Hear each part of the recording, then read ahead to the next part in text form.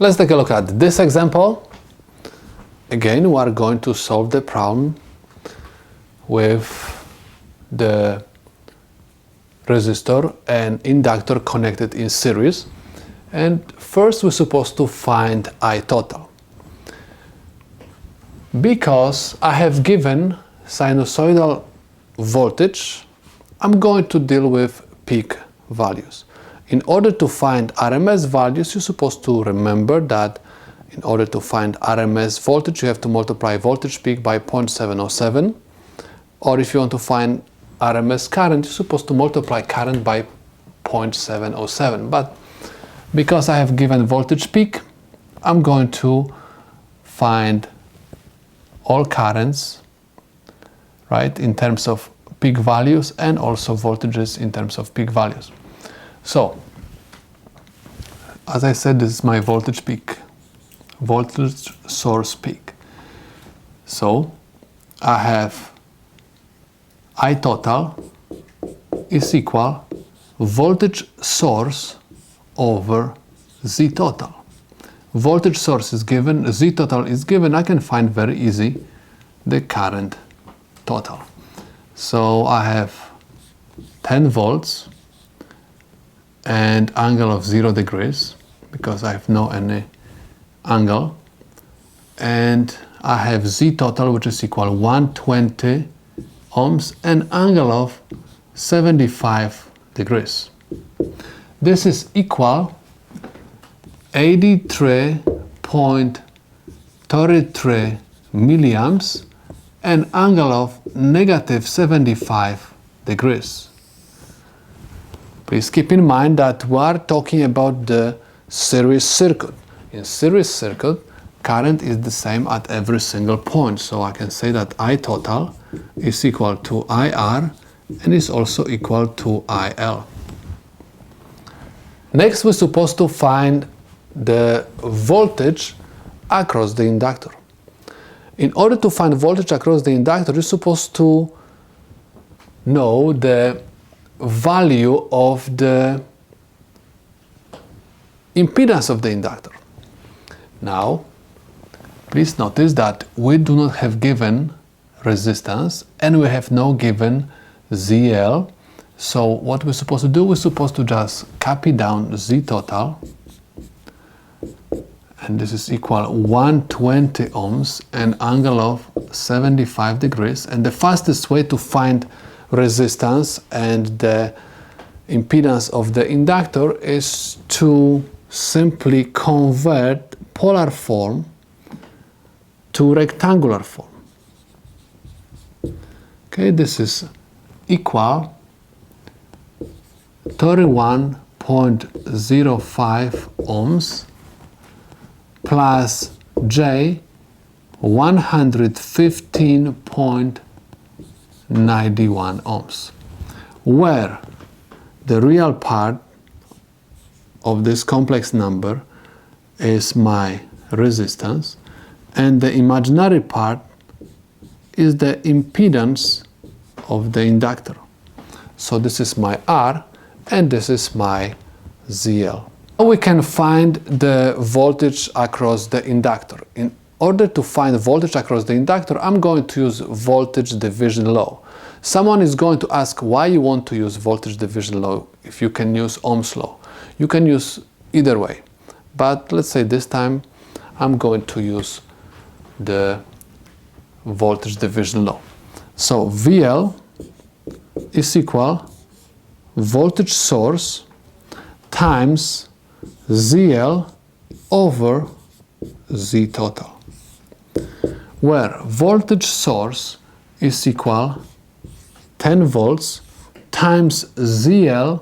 We found ZL is equal 115.91 ohms, and don't forget about the angle, as always 90 degrees, over Z total, which is equal 120 ohms and angle of 75 degrees. This is equal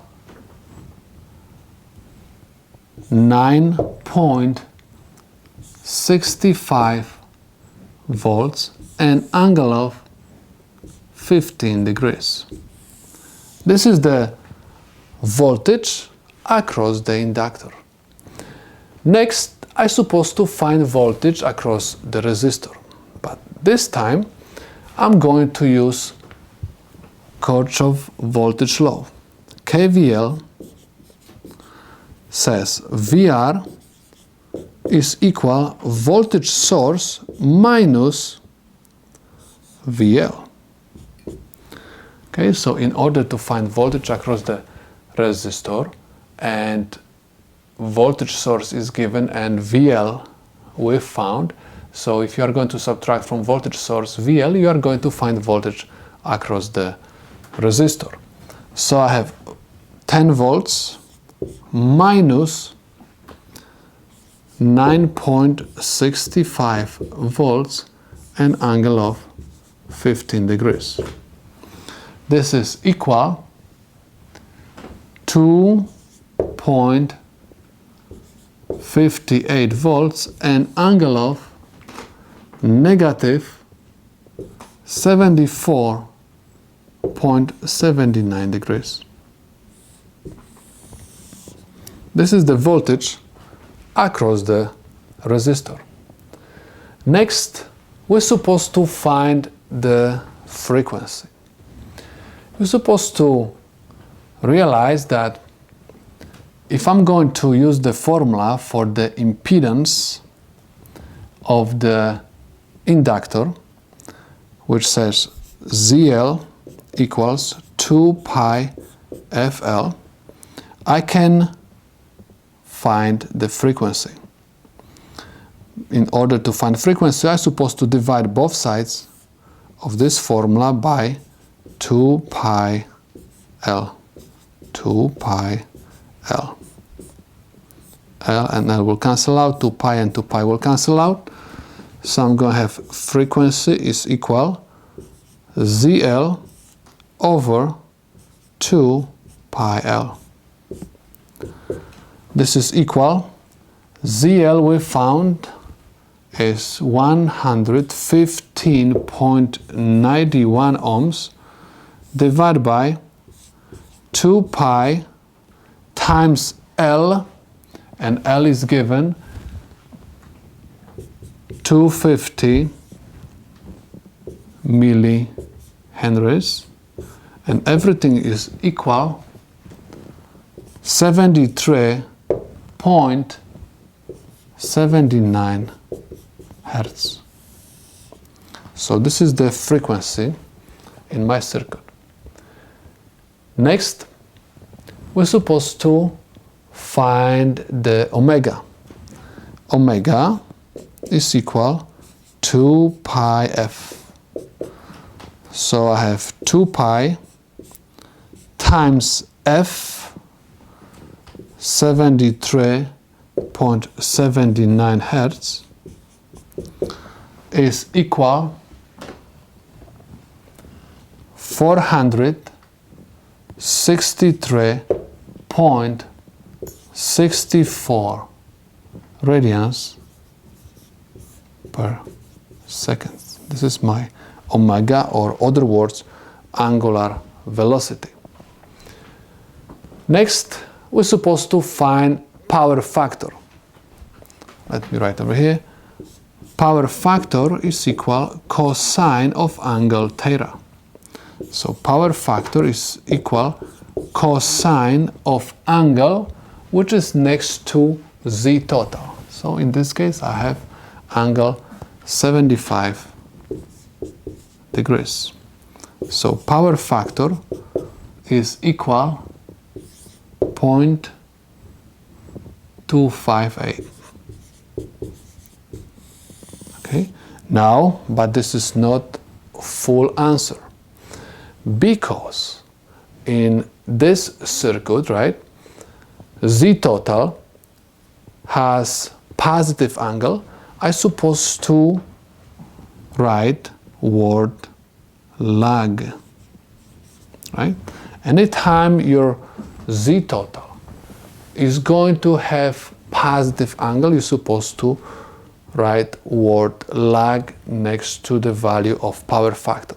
What it means? It means that the current in this circuit is going to lag the voltage source. Okay, so this is the full answer for the power factor.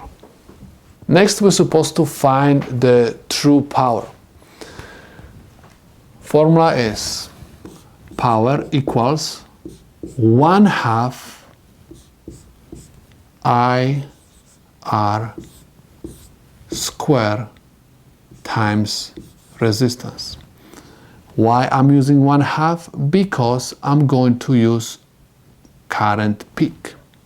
Okay, so anytime you are going to use voltage peak or current peak and you want to find the power, you're supposed to always write 1/2 at the front of the formula.